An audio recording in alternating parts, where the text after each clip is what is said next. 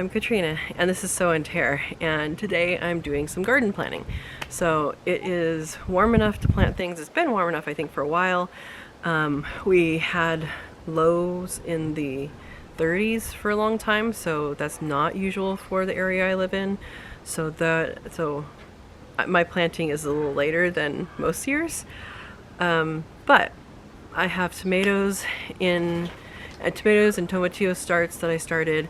I have very few pepper starts. I did buy a pepper at the nursery today, but and then I have seeds that I can plant. So I have several beds in the garden that I need to decide where I'm going to put things. So peppers I don't need a place for because I have the green stock for that. If you don't already know about that, I'll put a link up here about green stalks. They're wonderful. And I rolled the peppers into my screen and porch in the winter, overwintered them, and then I will roll them out. And at this point, they're not, at this point, some of them are even producing. So I have ones that are ripening, that were ripening over the winter and early spring. And then I also have jalapenos that are just starting to actually fruit. So that's the value of having a pepper that you can bring inside and overwinter. So I believe all peppers, if not all peppers, then most peppers, you can overwinter, and they are perennial as long as they don't get too cold. And if they get too cold, they die. So you can actually have perennial peppers, and so that was my effort at doing that. Now, there's a couple changes I would make. There's a couple changes that I would make to what I did. One, I had it next to the screen, so a lot of peppers on that side did end up dying. And then I didn't turn it as much as I should because I didn't give it as much room as it needed to turn in the porch. So does a couple different things, and then I didn't cut it back, which meant I have peppers. But peppers take a while to grow, and then once they grow, it takes a while to fruit. So most people who plant peppers from seed, they're going to not have fruit until well into the summer. Whereas this way, I have fruit right now, which is super, super exciting to me. So any peppers that I have is going to go into the green stock, and so I don't need to think about where to plant them in the garden. And that makes the bed space they would have gone into available for other things.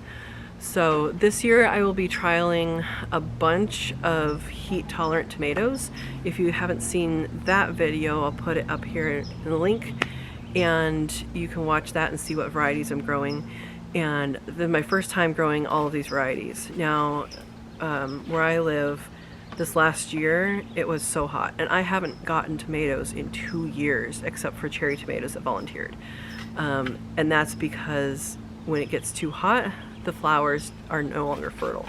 So we were having cycles of heat that was happening so much that I didn't get any tomatoes last year. I didn't get any tomatoes the year before, except for some of the cherry tomatoes that did volunteer. So I have several beds.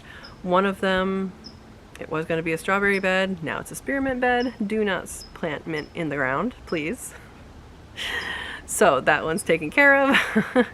I did actually do strawberries in another green stock, and so I have that separately. I have the bed I'm sitting next to, which is a horseshoe shape.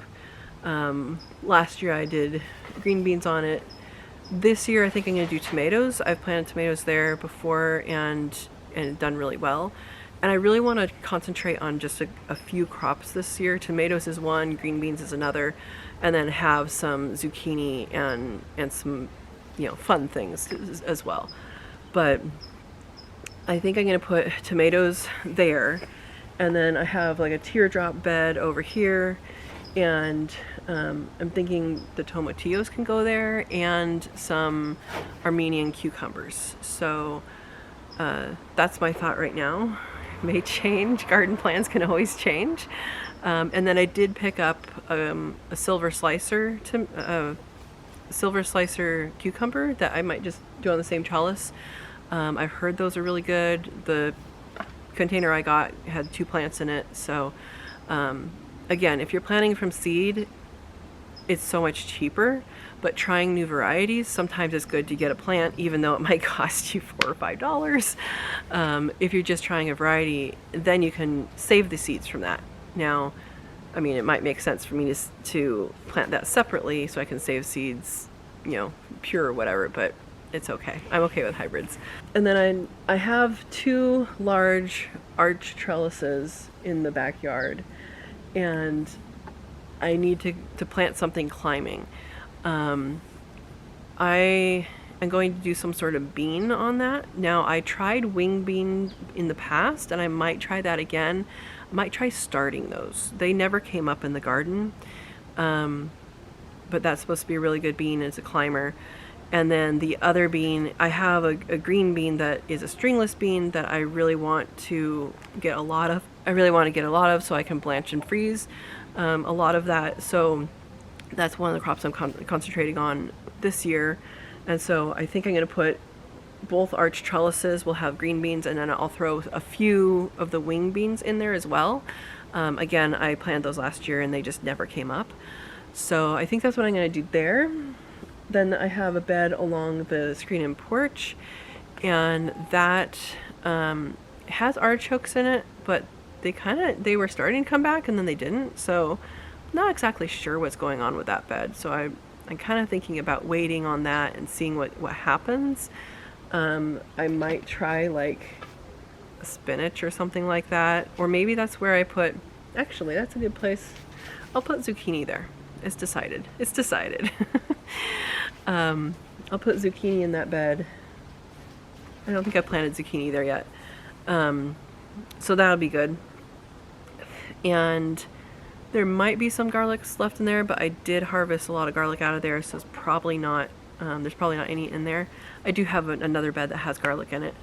And then I have the sweet potato bed, which right now has beets. You guys have seen videos with the beet greens that are bolting. And so that bed actually has sweet potato in it, and I'm gonna look. I saved sweet potato a couple years ago and then forgot about it and didn't wrap them up, and they started growing. I'm gonna look in that bucket, and if they're still growing and alive in that bucket, I'm going to replant them in the same area. And it's always yielded pretty good sweet potatoes, so I'm gonna let that happen. There's gonna be sweet potatoes that come up there is every year, because you never get all of them. So that's become my sweet potato area. In the past, I have grown sweet potatoes with peppers above ground, and that's good because the peppers get growing above that, and then the sweet potato does a ground cover, so it works really well. I've also done zucchini over that, and I feel like the zucchini shades out the sweet potatoes a little bit, but I still got sweet potatoes. So I think that's something you can plant some different things. I might try some corn there. I don't know. I haven't grown corn very much. I think I've only grown it once here, but I might try some corn in there. That might be a good idea. It would just be a little tiny patch. Anyway, so that's that. Then I have the garlic in a bed. I do need to add irrigation to that because I still haven't done that. Now that garlic was sown for last year's harvest, but I didn't water it, and so it was little tiny garlic. So I just left it in the ground and let it do its thing, and it grew. It's growing quite nicely right now. So going over here, we have another bed that is like a elongated bed. It gets a little bit more shade, so I'm kind of thinking about what to do there. I've done green beans there that have done really well. I've done the Armenian cucumber there that has done really well. I'm trying to think of anything else. The Malabar spinach is there. If you plant Malabar spinach, it will be there forever. I might try to plant more spinach there. That might be a good thing for a greens bed. I might do spinach and kale. It's kind of the wrong season to plant kale, but I'll do it. I'll do spinach and kale in that bed. And that bed has recently been the least successful, so I did add some amendments to that. I think that's good for the backyard. I'm kind of making this up as I go. I kind of had an idea, but I'm kind of making it up as I go as well. I would like to plant something in the main quail aviary because it does get some sunlight, and I know the birds enjoy that. Now, I did take out that bush that was in there. It was a currant, and I did take it out because it was just in the way, and actually it died. So I think it died once the water got taken away in there, and its roots, it's alive outside of the aviary. It may have also gotten burned with the nitrogen of the poop. So I'm trying to think about how to do that if I want to do like a pot in there. I know the birds are probably going to get into it, and it either needs to be okay and for them, or it needs to be something that is tall enough that they don't mess with, but I can also get behind to collect eggs, because that was the other thing about that bush. It was really difficult to get behind it to collect eggs. So, and of course they laid there. So I think that's all for the backyard. I do have some room like underneath this peach tree here that I could do something greens wise. That's where my alpine strawberries used to be, but now that the trees are matured, that's shaded them out, so they're no longer there. There might be a couple there, but they don't fruit. So might be doing that. Oh, I do have another bed over by the main quail aviary. It has French sorrel and echinacea in it right now, but it also has a lot of starts for figs, and it has some volunteer celery. So I'm kind of thinking about leaving that bed alone. It already has stuff going on. If I want to do something more ground cover-y or something like that, that would be good. So that's that. On the side yard where I did radishes and tried to do peas never came up. I'm still thinking about different root crops that I could do. I could do potatoes, and I have some potatoes that are sprouting, so probably some of it's going to be just plain old potatoes. I don't remember if they were russet or red potatoes or something. But I'll probably do potatoes. I can do that right now. I probably should be doing that right now so we can get a couple harvests in. There is a small amount of Jerusalem artichoke over there still, and I'm not going to plant more of it. I'm just going to kind of let that be. It's a little tiny patch, like this big, and so kind of like it just in case if I want to grow more, I can break it up and grow more. And it does have a lot of, beet greens and stuff like that over there as well. So thinking about root crops, not going to do onions. It's too late for ginger and turmeric to get the kinds I would like to get. I think it might just be potatoes. That might just be what I do. So, and I have these. They're not going to be exciting potatoes. They're just going to be potatoes. I think that's what I'll do. Okay, so then in the front, I have 2 beds by the front door, or by the front gate, and there's those round beds, and they are, they have arch trellis that goes over, and so what I plan to plant there is the green beans, the indeterminate green beans that are stringless, and nasturtium. It might be a little too late to start nasturtium, but I'm going to try. And I do need to add irrigation to that before I do that. So hopefully I'll be able to go to the store maybe today and get that irrigation and get those going. So that's what I'm planning in the front. Where the apple tree is, underneath there is already sweet potato. I saw the rue come back, and that was where I had that eggplant that lasted for 3 years, but I think it has since expired. So I don't think I have that up there anymore. Eggplant for me has done well. The long skinny ones, like the Japanese style ones, the large ones I've never had do well here. So the smaller ones is what I would do. I don't think I'm going to plant eggplant this year. I don't usually get enough to do much with. No, I think there is probably an eggplant still alive in the green stalk, and I'll let that go, see if it does anything. And then the front along the driveway, I am going to put 2 green stalks, which I've had for a while. They're in boxes still, but I got them when they were on sale. And so the green stalks have, one of them is going to have bush beans, so the bush, like green bean, a bush bean. And the reason why I'm doing it in there is mostly to use up the seeds, honestly. In the area that I grow in, I would like to grow more vertically than horizontally because I don't have much land. I'm on 7,000 square foot lot here, which includes the house and the garage and the porch and all that. And so it's going to be, and so growing vertically makes a lot more sense. Bush beans, like, they're super low to the ground, and then you got to squat down and go through and pick them, and I miss so many of them.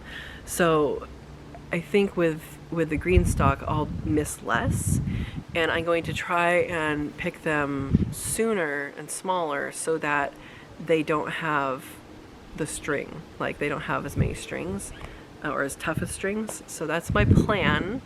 And then I plan to put basil on the top row.